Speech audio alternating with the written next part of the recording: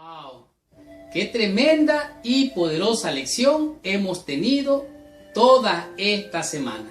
Gracias, mis hermanos, con corazón, por estudiar toda la lección o hacer el repaso con mi escuela sabática.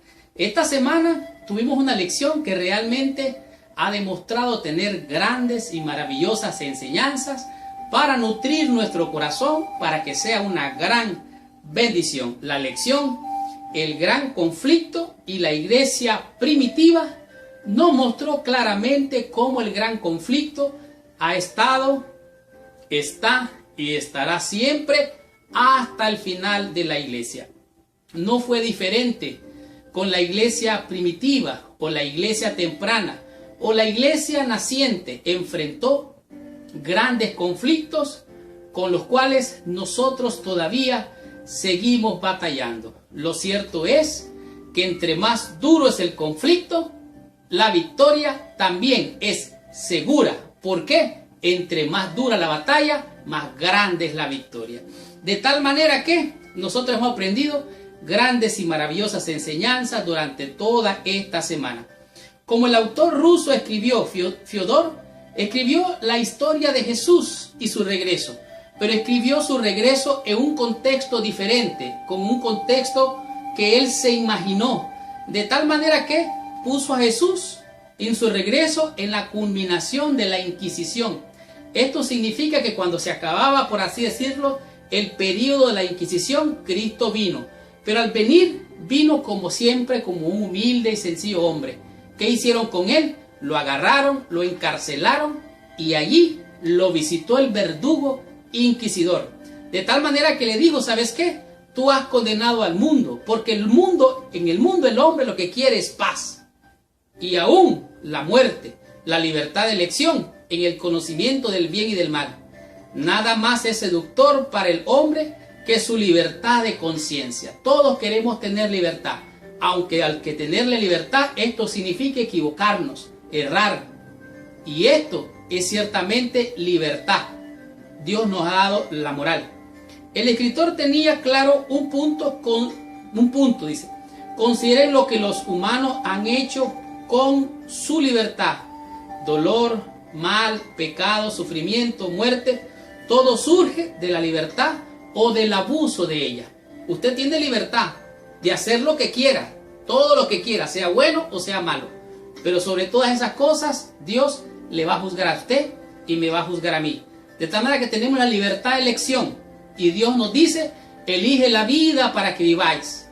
Os he puesto delante de vosotros la vida y la muerte. Elige la vida para que viváis. Algunos, cuando se confrontaron con el Evangelio, se arrepintieron y dieron su corazón a Jesús.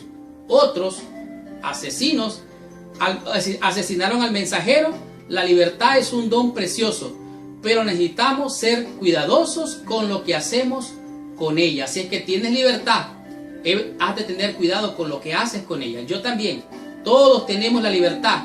Usarla bien o usarla mal o no usarla ya es una decisión de cada quien. Hemos visto que en realidad un gran principio de bendición, de fuerza, de fortaleza y de poder es la unidad en la iglesia. Pero esta unidad, además de darnos poder, nos da victoria, nos da la habilidad de avanzar en el Evangelio. Sin embargo, no es así. ¿Por qué? ¿Hay prejuicios acaso dentro de nuestra propia iglesia? ¿Cuáles son esos males que nos afectan, que nos dividen? El prejuicio étnico, social y, ¿por qué no decirlo?, doctrinal, porque en nuestra iglesia hay gente que entiende y hay gente que no entiende lo que entiende. O entiende y no sabe lo que entiende y no sabe lo que sabe o no sabe lo que no sabe. De tal manera que aquí podemos ver que hay prejuicios. ¿Por qué esta actitud es tan contradictoria con la enseñanza básica y fundamental del Evangelio? ¿Cómo nos afecta esto?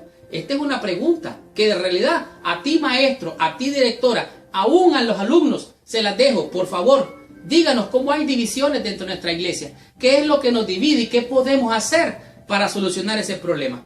También aquí nos muestra claramente por qué esta actitud es tan contradictoria. ¿Por qué afecta nuestra fe o nuestra obra o la obra de nuestra fe? De tal manera que nosotros tenemos que sentirnos convictos por el Espíritu Santo. En el corazón es donde realmente se libra el gran conflicto. Es cierto, hay problemas allá afuera, pero el conflicto es más serio aquí en nuestros corazones. Las elecciones que hacemos, cómo revelan no solo nuestro carácter, sino de qué lado del conflicto te encuentras tú. De tal manera que esta semana aprendimos 5 conceptos, 5 lecciones que a mi juicio han sido de gran bendición. Como por ejemplo, el gran conflicto que en el comienzo de un nuevo comienzo con la iglesia primitiva. Los discípulos estaban interesados por los mejores puestos. Y ahora que Cristo había resucitado, ellos decían, bueno, ¿vas a restaurar el reino, Señor? ¿Vamos a tener ahora un gobierno bueno, ya no como los romanos? Y el Señor les dijo, mire, no los toca a vosotros saber estas cosas. Estos prejuicios, estos conceptos, estas creencias religiosas acerca de un reino equivocado, los discípulos estaban desenfocados. Jesucristo les dijo, ustedes no les toca saber estas cosas, recibiréis poder. Por lo tanto, quédense aquí. Y los discípulos fueron obedientes, se quedaron, se reunieron, y estando allí, el concepto número 2, el Pentecostés. Estando ahí reunidos, todos, María, la otra María y los discípulos, Juan, Pedro, estaban todos ahí orando, y al estar orando decían, Señor, que se arrepienta María, que se arrepienta Pedro, que se arrepienta Juan, que se arrepienta María la pecadora, y todos allí. Entonces ellos, por el poder del Espíritu Santo, fueron convictos, y al ser convictos, reconocieron su necesidad, confesaron su pecado, se vaciaron, y hasta que se vaciaron, entonces fueron llenos del Espíritu Santo. Y al ser llenos por el Espíritu Santo, entonces se miraban como lenguas de fuego que se eran repartidos sobre ellos. ¡Qué maravilloso esto! Dios les dio nuevas lenguas. En el diluvio en la torre de Babel confundió las lenguas, pero aquí igual el Espíritu se movía como se movía en el principio, y las lenguas repartidas como de fuego en la cabeza de los discípulos. Fue una gran bendición para que en el Pentecostés se revelara todo.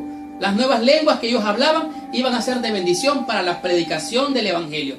De tal manera que en el Pentecostés hubo una gran bendición. Ellos oraron, reconocieron, confesaron, se vaciaron, y así fue como fueron ellos llenos del poder del Espíritu Santo. ¿Qué poder hay en el poder del Espíritu Santo? De tal manera que nosotros tenemos que tener esta misma experiencia, nuestro propio Pentecostés, aquí y ahora.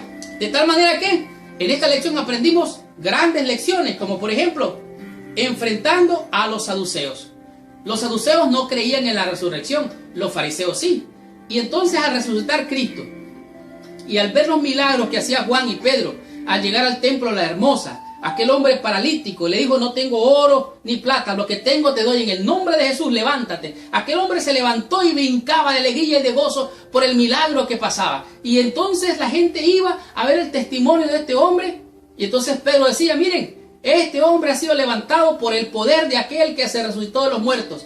Resucitó de los muertos y hay poder en él. Él es el Dios invisible, Él es el Dios todopoderoso. Y entonces los saduceos tuvieron envidia, celos, y dijeron, cállense, no hablen más de él, no prediquen más de él. Y los agarraron, los apresaron, los llevaron al concilio, y allí Pedro daba testimonio ante los magistrados, ante los líderes. Y este hombre estaba paralítico y ahora se ha levantado. Y aquel hombre estaba allí, sí. Y entonces dijeron ellos, no podemos decir nada contrario, porque el testimonio de ellos es poderoso. Entonces le dijeron, cállense, no prediquen más. Pero ellos dijeron, no es menester obedecer a los hombres, sino más a Dios. De tal manera que ellos siguieron predicando, y así volvieron con gozo a Jerusalén, de tal manera que el gozo de la bendición y la salvación se llenó sus corazones. Y así fue que vimos en Hechos capítulo 6 y 7 el tema número 4, el cual es el apedreamiento de Esteban. Y vimos a Esteban como un ángel, el rostro brillaba. Ellos vieron el testimonio y Esteban empieza a predicarles. Les habló de Abraham, de Isaac, de Jacob. Le habló de los 12 líderes del pueblo de Israel. Cómo Dios llevó su iglesia de poco a poco. Después llegó José. Y José, dice, cuando se levantó otro faraón que no conocía a José, José fue así. Y entonces Moisés, y comienza a descorrer el velo, y le dijo, Esteban, incircuncisos de corazón, han resistido al Espíritu de Dios. Y ellos mordían los dientes, sintieron odio contra Esteban, y así lo agarraron, lo sacaron, lo apedrearon, lo mataron. Y Esteban levantó sus ojos al cielo y dijo, Señor, no les tomes en cuenta este pecado, perdónalos. Pero había un hombre allí llamado Saulo de Tarso, Y al ver el testimonio de aquel hombre, al ver aquella sangre derramada, fue una semilla para que el hombre fuera convicto por el Espíritu Santo. Yo imagino que él se quedó pensando y pensando qué es lo que había pasado. Y así fue que Saulo de Tarso vino a ser el apóstol Pablo, el apóstol de los gentiles. Y así el evangelio se esparció por todo el mundo y te llegó a ti, me llegó a mí. La experiencia de Esteban fue una gran bendición, que Dios ocupó un problema, un dilema, para hacer una bendición. De tal manera que aquel sermón fue una bendición, y de allí surgió el gran líder llamado hoy el apóstol Pablo. El tema número 4. Y el tema número 5 realmente fue poderoso. Cambio de actitud. Y decía que cuando tú cambias la manera de ver las cosas cambian. Cuando tú antepones el prejuicio, los preconceptos, las ideas, las doctrinas, la percepción equivocada que tienes de la misma fe que tú tienes, si no cambias de actitud, si yo no cambio de actitud, no sueñes que vas al cielo. Y dijimos que Dios tiene un pueblo en esta tierra, un pueblo invisible en toda nación, en toda tribu, en toda lengua. Y vemos la experiencia de Pedro, de Cornelio, cómo Dios le mostró en un lienzo cuadrúpedo, todo tipo de animales, y le dijo: mira, come, mata y come. Y dijo: ay no, Señor, yo no como esas cosas. ¿Cómo crees, Señor? Yo tengo un estilo de vida diferente. Le dijo el Señor: mira, lo que Dios limpió, no llames tú común o inmundo. Y así fue que entonces él cambió de pensar, cambió la manera de ver las cosas, y las cosas cambiaron. La visión significaba que Dios se agrada de toda nación, de toda tribu, de toda lengua, de todo ser humano, de toda nación. Y entonces, y así fue, Pedro dijo: Dios me ha mostrado esto, que debo de cambiar de actitud, si no el evangelio no va a crecer. Ya no hay judío, ya no hay griego, ya no hay hombre, ya no hay mujer, todos somos uno en Cristo. Y este cambio de actitud, ¿sabe qué va a pasar? Cuando tumbemos esa barrera, se va a ir al diablo el diablo. Y con poder, en la unidad del Espíritu Santo, donde hay uno predicando, van a haber 100. Y muchos se convertirán. ¿Por qué? Porque es la unción del Espíritu Santo. Y esta fue la lección número 9. La próxima semana vamos a estudiar la lección número 10, cuyo título es Pablo y la rebelión. Gracias por visitar el canal de mi escuela sabática. Les habló su hermano y su amigo Marlon García. Y los espero la próxima semana con esta tremenda bendición. Y recuerda, ya viene la próxima lección, el Evangelio de Mateo. Los tengo en audios, en CD y en DVD. Llámame al 936-203-4186 y ahí mismo yo te voy a responder. Así es que te espero la próxima semana con esta tremenda bendición. Y recuerda, si te ha gustado esta lección, comenta allá abajo, ponle like.